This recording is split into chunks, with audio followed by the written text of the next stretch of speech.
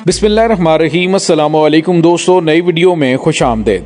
दोस्तों, भारत का पाकिस्तान पर हमले का घनौना मंसूबा, तैयारियां शुरू हो गई। फॉल्स फ्लैग ऑपरेशन किस तरह से किया जाएगा, अहम तरीन मालूमात लीक हो गई। जबकि दूसरी जानिब पाक फौज पर रात गए बड़ा हमला हो गया, शहादतों की इत्तलात। वीडियो की तफसील में जाने से पहले आप देख रहे हैं हकीकत की दुनिया डॉक्टर अली के साथ। हमारा चैनल सब्सक्राइब करके घंटी के निशान को दबाना मत भूलिएगा। इस वीडियो को ज्यादा से ज्यादा फेसबुक, व्हाट्सएप और सोशल मीडिया पर शेयर जरूर करें। शेयर और लाइक करने के साथ साथ कमेंट बॉक्स में पाक फौज जिंदाबाद, पाकिस्तान पाइंदाबाद और पाकिस्तान के गुमनाम हीरोज को सलाम का नारा कमेंट जरूर कीजिएगा। दोस्तों, पाकिस्तान की बदकिस्मती यह है कि पाकिस्तान को ऐसा मक्कार दुश्मन हमसाये के तौर पे मिला है जो हर वक्त पाकिस्तान को डिस्टेबलाइज करने और दुनिया में पाकिस्तान को तनहा करने के घनौने मंसूबे पर अमल दरामद की कोशिश करता रहता है। और इस सिलसिले में हमेशा पाकिस्तान की मुसल्लह अफवाज और पाकिस्तान के गुमनाम हीरोज की जानिब से उनकी मंसूबा बंदी को खाक में मिला दिया जाता है। दोस्तों, और तो और पाकिस्तान के हमसाये मुल्क अफगानिस्तान के अंदर गुज़िश्ता 20 साल अमेरिका के साथ मिलकर पाकिस्तान को डिस्टेबलाइज करने की कोशिश करता रहा और इस सिलसिले में अरबों डॉलर पानी की तरह बहाया ताकि पाकिस्तान के अंदर दहशतगर्दी को फरोग दिया जा सके। पाकिस्तान के सूबा बलूचिस्तान के अंदर अलहदगी पसंद दहशतगर्द तंजीमों को हवा दी जाती रही। उनको हर तरह से फैसिलिटेट किया गया कि किसी तरीके से पाकिस्तान को डिस्टेबलाइज किया जाए। और दोस्तों, इसमें अमेरिका उसके साथ मुकम्मल तौर पे शामिल था।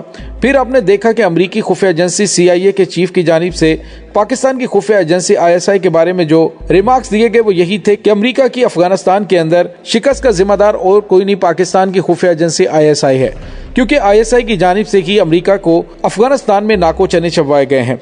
दोस्तों, उसके बाद आपने देखा कि पाकिस्तान और चीन की इक्तिसादी राहदारी पर नजर रखने के लिए और उसे सबूताज करने के लिए दहशतगर्दी के बेशुमार वाकयात हो चुके हैं। इसके अलावा आपने देखा कि माजी करीब में जिस तरह से भारत ने पुलवामा अटैक करवाया, उसका इल्जाम पाकिस्तान पर आयद किया और उसके बाद उसने पाकिस्तान पर फॉल्स फ्लैग ऑपरेशन किया, लेकिन उसका सरप्राइज पाकिस्तान ने जिस अंदाज से उसको दिया, भारत अभी तक अपने जख्म चाट रहा है। दोस्तों, भारतीय मीडिया और भारतीय ऑफिशियल्स की जानिब से हमेशा बिना सोचे समझे अपने मुल्क के अंदर होने वाली किसी भी दहशतगर्दाना कार्रवाइयों का इल्जाम पाकिस्तान पर लगा दिया जाता है और उसके बाद जब तहकीकात की जाती हैं तो पता चलता है कि खुद भारत की खुफिया एजेंसी राव उसमें मुलविस थी ताकि पाकिस्तान पर इल्जाम लगाकर पाकिस्तान पर अटैक किया जाए। दोस्तों, आपको पता है कि पुलवामा में जो अटैक हुआ था उसकी जब तहकीकात मुकम्मल हुई तो उसमें भी यही पता चला था कि भारत की खुफिया एजेंसी राव उसमें मुलविस थी और ये मुकम्मल प्लानिंग की गई थी।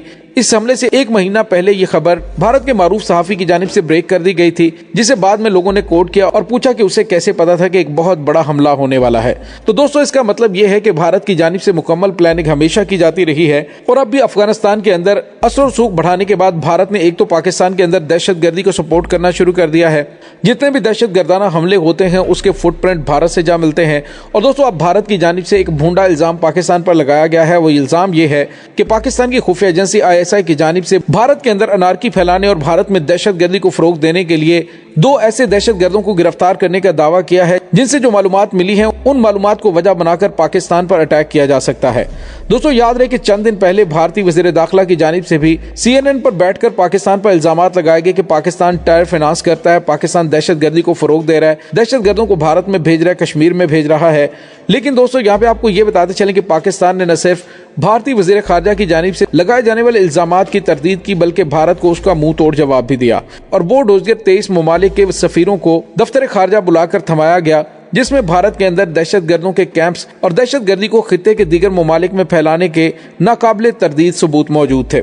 दोस्तों, और तो और दोस्तों, अभी 2 दिन पहले भारत के हमसाये मुल्क म्यांमार में दहशतगर्द भिजवाने और दहशतगर्दों के कैंप्स के अंदर उनको ट्रेनिंग करवाने वाले कैंप्स को म्यांमार की एयरफोर्स ने निशाना बनाया और उन्होंने कहा कि भारत की जानिब से इन कैंपों के अंदर दहशतगर्दों को तैयार किया जा रहा था। हमने कई बार भारत से एहतजाज किया लेकिन भारत ने कोई एक्शन नहीं लिया, तो मजबूरन उन कैंपों को तबाह करने के लिए म्यांमार एयरफोर्स ने अटैक किया। तो दोस्तों, इससे भी पता चलता है कि भारत खित्ते के अंदर दहशतगर्दी को हवा देता है और दहशतगर्दी को फैलाता है। अब आते हैं ताजा तरीन गेम की जानिब कि किस तरह भारत के अंदर कोई फॉल्स फ्लैग ऑपरेशन करके उसका इल्जाम पाकिस्तान पर लगाया जाना है। भारत की जानिब से इंतहाई भूंडे इल्जामात लगाए गए और कहा गया है कि 2 आदमी, जिसमें एक कुमार नाम और एक जगजीत नाम का है, उनको गिरफ्तार किया गया है और कहा गया है कि पाकिस्तान की खुफिया ISI ने उनको लॉन्च किया है और उन्हें कहा गया है कि जो भी आप बंदा मारेंगे आपको हम 50 लाख रुपया देंगे। और इसके अलावा उन्होंने ये भी कहा है कि पहले हमें जरा डेमो करके दिखाएं कि आप किस तरह से बंदे मारेंगे। भारत की जानिब से इल्जामात लगाए गए कि एक राहगीर को एक दहशतगर्द ने मारा और उसके टुकड़े टुकड़े कर दिए। लेकिन दोस्तों, आप देखिएगा कि कहानी के अंदर कितना बड़ा सुकम है कि उसके कत्ल के हवाले से ना तो किसी ने कोई FIR दर्ज करवाई और ना ही किसी ने कोई उस पर मुकदमा किया। भारत की जानिब से ये इल्जाम लगाया जा रहा है कि उस दहशतगर्द की जानिब से ये डेमो पाकिस्तान की खुफिया एजेंसी ISI को दिया गया था। और दोस्तों देखिए कि जिस बंदे को कत्ल किया गया उसका ना तो कोई माँ बाप था, ना ही कोई बहन भाई था। इससे भी पता चल रहा है कि भारत की जानिब से ये झूठी कहानी घड़ी जा रही है। जबकि दूसरी जानिब जिस जगजीत नाम के दहशतगर्द को पकड़ा गया है उसके बारे में ये कहना है कि इसको ISI की जानिब से लॉन्च किया गया है ताकि वो किसी मजहबी रहनुमा को कत्ल करे। सवाल ये पैदा होता है कि किसी मजहबी रहनुमा को कत्ल करने से पाकिस्तान का फायदा क्या होगा, या ISI इस तरह के छोटे छोटे काम क्यों करेगी। 2 दिन पहले मैंने आपको बताया था कि भारत के अंदर तकरीबन 57 से ज्यादा अलहदगी पसंद तहरीकें काम कर रही हैं, जिनमें बड़े पैमाने पर कोशिश की जा रही है कि भारत से अलहदगी इख्तियार की जाए। भारत के मेन स्ट्रीम मीडिया पर तो इस तरह की कोई खबर ब्रेक नहीं की जाती, लेकिन भारत के लोकल मीडिया पर वो खबरें चीदा चीदा बाहर आती रहती हैं जिसमें भारत की फौज को, भारतीय पुलिस को उन अलहदगी पसंदों की जानिब से निशाना बनाया जाता है। और ये तहरीकें अब पहले से काफी ज्यादा तनावर हो चुकी हैं।